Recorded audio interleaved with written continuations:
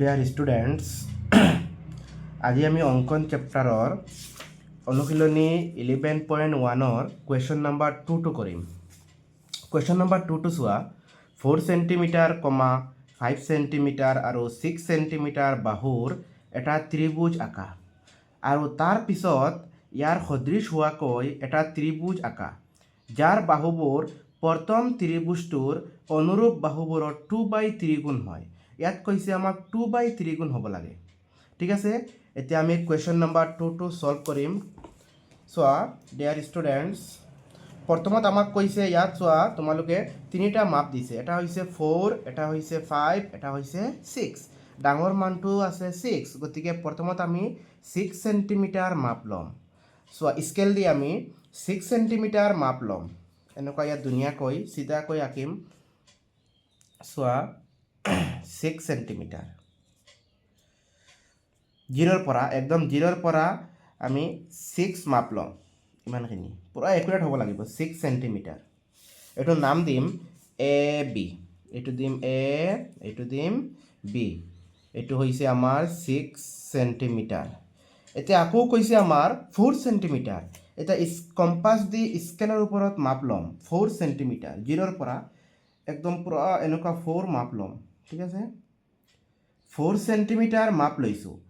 4 সেণ্টিমিটাৰ মাপ লৈ পেলাই কম্পাছৰ জোঙা মূৰটো এ বিন্দুত বহাই দিম। এ বিন্দুত বহাই দিয়াৰ লগে লগে এ বিৰ ওপৰ ফালে এটা চাপ হ'ব, এনেকুৱা এটা চাপ হ'ব। ঠিক আছে, আকৌ 5 সেণ্টিমিটাৰ মাপ ল'ম, জিৰ'ৰ পৰা 5 সেণ্টিমিটাৰ মাপ ল'ম, ইমানখিনি।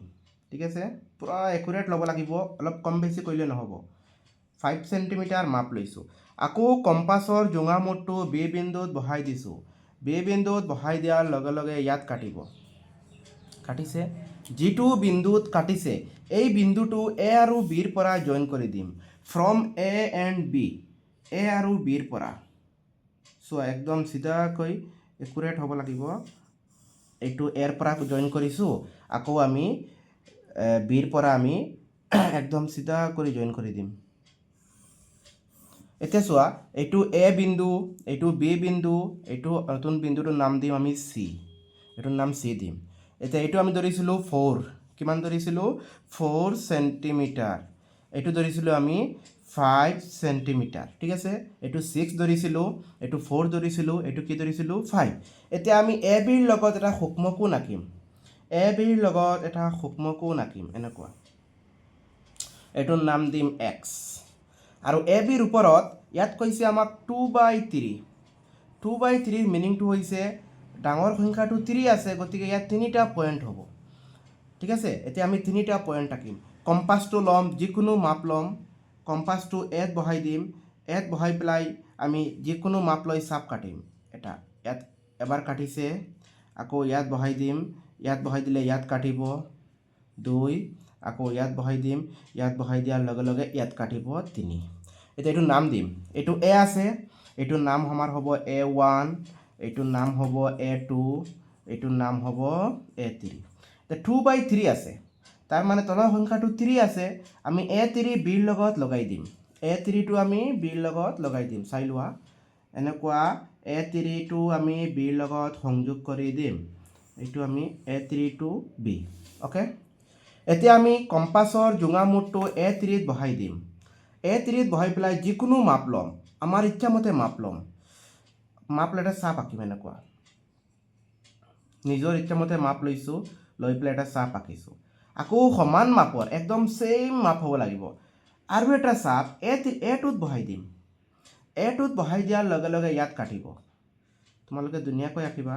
চোৱা এটোত বহাইছোঁ, এটোত বহাই দিয়াৰ লগে লগে ইয়াত এটা চাপ কাটিব। ঠিক আছে, কাটিছে। আকৌ আগৰখিনি ডিষ্টেঞ্চখিনি মাপ ল'ম, দূৰত্বখিনি মাপ ল'ম। ঠিক আছে, এনেকুৱা দূৰত্বখিনি মেটাৰ কৰিম। আকৌ এই দিছ পইণ্টত বহাই দিম।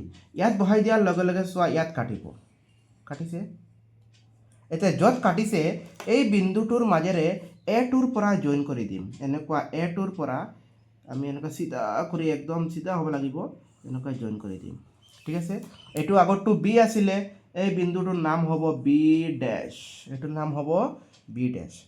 আকৌ কম্পাছৰ জোঙা মূৰটো বি বিন্দুত বহাই দিম যিকোনো মাপ ল'ম যিকোনো মাপ ল'লে ইয়াত কাটিব কাটিছে আকৌ সেম মাপ আমি এই বিন্দুটোত বহাই দিম বি ডেশত বহাই দিম ইয়াত বহাই দিয়াৰ লগে লগে ইয়াত কাটিব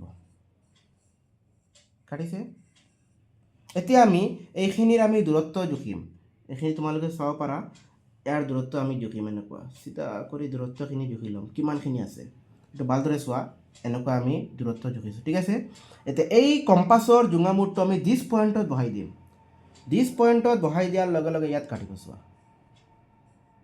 কাটিছে এতিয়া আমি স্কেল দি পেলাই ফ্ৰম বি ডেশৰ পৰা এই বিন্দুটোৰ মাজেৰে আমি জইন কৰি দিম একদম চিধা কৰি জইন কৰি দিম যাতে বি চিৰ সমান্তৰাল হ'ব লাগিব আমি এনেকুৱা আমি জইন কৰি দিম চোৱা এতিয়া এইটো আছিলে চি নতুন পইণ্টটোৰ নাম হ'ব চি ডেশ এতিয়া তোমালোকে চোৱা আমাক কৈছে এ বি চিৰ সদৃশ হোৱাকৈ এটা ত্ৰিভুজ আঁকিব লাগে ত্ৰিভুজটোৰ নাম হৈছে এ বি ডেশ চি ডেশ এইটো ত্ৰিভুজ এতিয়া অংকন প্ৰণালীটো চাই লোৱা আমি প্ৰথমত কি কৰিছোঁ 6 সেণ্টিমিটাৰ দৈৰ্ঘ্যৰ এ বি এডাল ৰেখা অঁকা হ'ল এ বিন্দুত কেন্দ্ৰ কৰি ইয়াত কেন্দ্ৰ কৰিছোঁ 4 সেণ্টিমিটাৰ মাপ লৈ এ বিৰ ওপৰ ফালে এটা চাপ অঁকা হ'ল ইয়াত চাপ আঁকিছোঁ আকৌ 5 সেণ্টিমিটাৰ মাপ লৈ বি বিন্দুত কেন্দ্ৰ কৰি 5 সেণ্টিমিটাৰ দৈৰ্ঘ্যৰ আৰু এটা চাপ চি বিন্দুত কটাকটি কৰা হ'ল ইয়াত আমি কটাকটি কৰিছোঁ এ চি আৰু বি চি সংযোগ কৰা হ'ল